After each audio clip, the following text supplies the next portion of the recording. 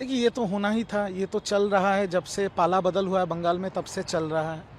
ममता बनर्जी ने तृणमूल कांग्रेस का गठन किया है, तृणमूल कांग्रेस को जन्म दिया है।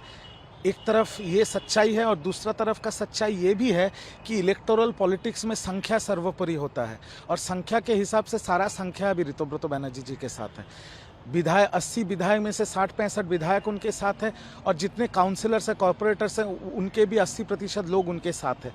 तो उनका नेशनल कमेटी का भी मीटिंग हुआ है, उन्होंने स्टेट चुनाव आयोग को भी बताया था, और अभी चुनाव आयोग के फुल बेंच के सामने एक 10 मेंबर का डेलीगेशन को लेकर ऋतुव्रत जी ने जाके अपनी सारी बातें रखी। अभी चुनाव आयोग ने दोनों गुट को चिट्ठी दिया है कि आप 6 तारीख तक आपका बात बताइए, नहीं तो चुनाव आयोग फैसला लेगी। तो जो माहौल चल रहा है यहाँ पर, ममता जी के पास एक शस्त्र है, वो है Subhash Desai versus principal secretary of Maharashtra 2023। ये जो सुप्रीम कोर्ट का जजमेंट है, 5 बेंच का जजमेंट है, जहाँ पर भूतपूर्व चीफ जस्टिस DY चंद्रचूड़ भी थे उस बेंच में, कि अगर एक पार्टी का सारा विधायक भी कहीं और चला जाता है, इसका मतलब नहीं वो पार्टी उनके पास चला जाता है। ये उनका शस्त्र है। ऋतुव्रत जी के पास नंबर्स हैं। अब देखने की बात यह है कि चुनाव आयोग क्या सिद्धांत लेती है, पर चुनाव आयोग जो भी सिद्धांत लेती है, मैं साफ तरीके से पहले भी कहा हूँ, अभी भी कह रहा हूँ, ये हाई कोर्ट होके फिर सुप्रीम कोर्ट जाएगा, आखिर में सारा फैसला सुप्रीम कोर्ट में ही होगा। ऋतुव्रत जी का कॉन्फिडेंस तो जायज़ है, क्योंकि नंबर्स उनके साथ है। आज के डेट में ऋतुव्रत बंदोपाध्याय जी विधानसभा के नेता प्रतिपक्ष हैं, उनके साथ विधायक हैं, उनके साथ कॉरपोरेटर्स हैं, काउंसिलर्स हैं, तो उनका कॉन्फिडेंस होना तो जायज़ बात है। पर ये भी सच्चाई है कि ऋतुव्रत जी हो या कोई भी हो, जो भी जीता है, सब तो ममता बनर्जी के टिकट पे ही जीता है। जो भी विधायक है, उनके जो फॉर्म ए और फॉर्म बी है, वहाँ पर साइन तो ममता जी का ही है। और बंगाल में तृणमूल कांग्रेस पार्टी का नाम तृणमूल कांग्रेस है, सिंबल घास के ऊपर जोड़ा फूल है, बट बंगाल में तृणमूल कांग्रेस को अगर एक भी वोट मिला है, वो ममता जी के चेहरे पे मिला है। ये भी सच्चाई है। बट ऋतुव्रत जी का कॉन्फिडेंस जायज़ है, उनके पास नंबर है। आने वाले दिन में चुनाव आयोग का सिद्धांत शायद उनके तरफ ही जाने वाला है, इसलिए वो कॉन्फिडेंट है। बाकी तो चुनाव आयोग के सिद्धांत के बाद ही पता चलेगा कि ममता बनर्जी क्या सिद्धांत लेगी। देखिए, अभिषेक बनर्जी जी का तो चिंता होने का बहुत कारण है। आज सुबह जब मैं आपसे बात कर रहा हूँ, आज सुबह एक फिर से नया FIR हुआ है शेबास रॉय को लेकर उनके खिलाफ, कि शेबास रॉय में गलत इलाज होता था, गलत डॉक्टरों को बुलाया जाता था, प्रेशर होता था, ये सब फलाना चीज़ों को लेकर आज सुबह उनके ऊपर FIR हुआ। उनके ऊपर हर थाना में एक नया FIR हो रहा है, रोज़ रोज़ ED की कार्रवाई चल रही है, CBI की कार्रवाई चल रही है, CID की कार्रवाई चल रही है। तो अभिषेक बनर्जी जी का चिंतित होने का बहुत कारण है। और जब एक कार्रवाई उनके ऊपर चलेगा, तो उनके ऑफिस में जो काम करते हैं, अगर मालिक के ऊपर कार्रवाई चलेगा, तो ये तो साफ सी बात है कि कार्रवाई के हित में जो एजेंसी कार्रवाई कर रही है, वो उनके ऑफिस के लोगों को बुलाएंगे, उनसे बात करेंगे, उनसे पूछेंगे, उनको कार्रवाई में लेके आएंगे। ये तो कानून की तरह चल रहा है, और ये तो कार्रवाई का हिस्सा है। तो इसमें गलत तो मुझे कुछ दिख नहीं रहा है, पर अभिषेक बनर्जी जी का चिंतित होने का बहुत कारण है। आप भी उनके करीबी रहे हैं एक समय में, तो ऐसे मौकों पे क्या एडवाइस है उनके लिए आप? अरे बाबा, मैं उनको कैसे एडवाइस दे सकता हूँ? युवराज हैं वो, मेरा हिम्मत है उनको एडवाइस देने का? उनको एडवाइस देने का हिम्मत कोई विधायक सांसद को भी था? आज देखिए ना, 6 टाइम के सांसद, 4 टाइम के विधायक, सुदीप बंदोपाध्याय जी, वो क्या बोल रहे हैं? ऋतुव्रत बंदोपाध्याय एक्स MP, आज के डेट में नेता प्रतिपक्ष, वो क्या बोल रहे हैं? 80 में से 65 विधायक क्या बोल रहे हैं? वो युवराज हैं, मालिक हैं वो। अरे बाप रे, उनको मैं एडवाइस दूंगा?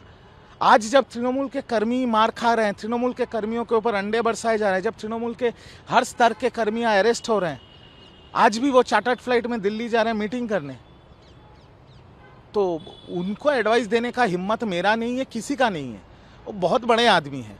बाकी आगे कानून के हिसाब से चलेगा। क्या करें वो इन सबसे बचने के लिए?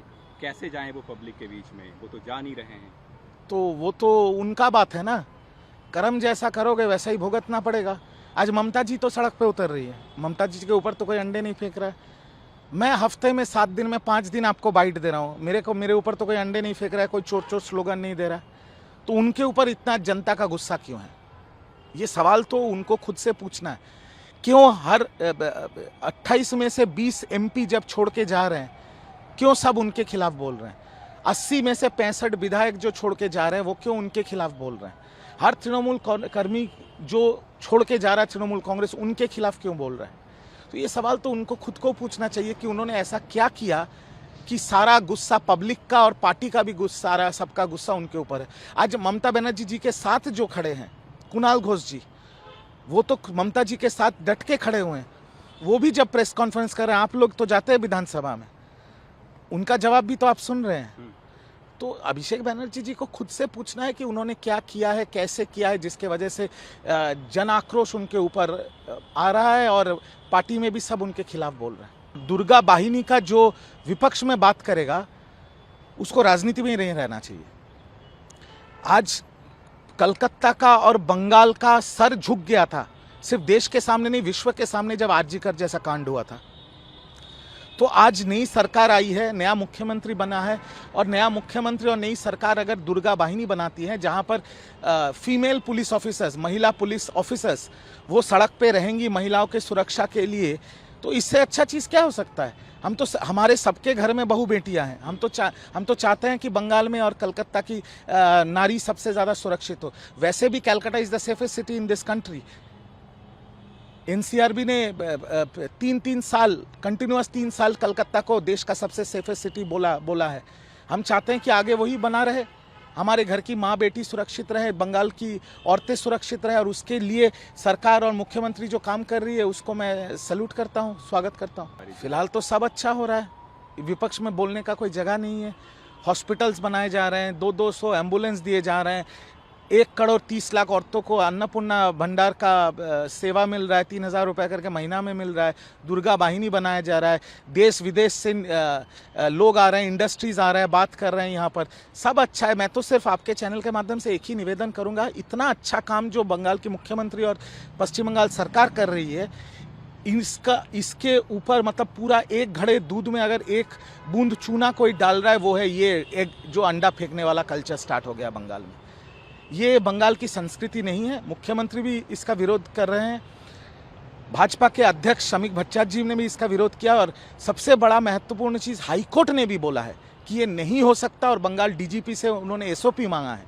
तो ये चल नहीं सकता क्योंकि ये बंगाल की संस्कृति नहीं है। ये एक चीज़ अगर बंद हो जाए तो जिस तरह से मुख्यमंत्री बैटिंग कर रहे हैं, जिस तरीके से पश्चिम बंगाल सरकार बैटिंग कर रहा है, सच में लगता है 6 महीने में बंगाल लंदन बन जाएगा।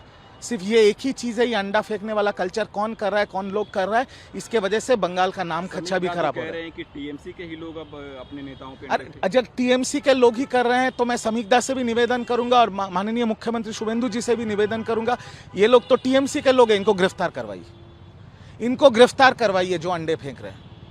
तभी दूध का दूध, पानी का पानी हो जाएगा, बात खत्म ही हो जाएगा ना। जो अंडे फेंक रहा है, जिसके वजह से सरकार इतना अच्छा काम कर रहा है, वो सब ढक जा रहा है, जिसके वजह से बंगाल का एक तरफ जब बंगाल की सरकार बंगाल का छवि बदलना चाह रहा है, यहाँ पर आपका इन्वेस्टमेंट लाने की कोशिश कर रहा है, कलकत्ता को लंदन बनाने की कोशिश कर रहा है, वहाँ पर भाजपा के अध्यक्ष के जो उन्होंने बोला है उसका हिसाब से ही मैं बोल रहा हूँ कि तृणमूल के पुराने लोग जो अंडे फेंक रहे हैं वो तो बंगाल की छवि खराब कर रहे हैं, वो तो बंगाल सरकार और मुख्यमंत्री की छवि खराब कर रहे हैं। अरेस्ट करो इनको, सबको अरेस्ट करो, सबको जेल में डालो, बंगाल की छवि खराब हो रही है इसकी वजह से।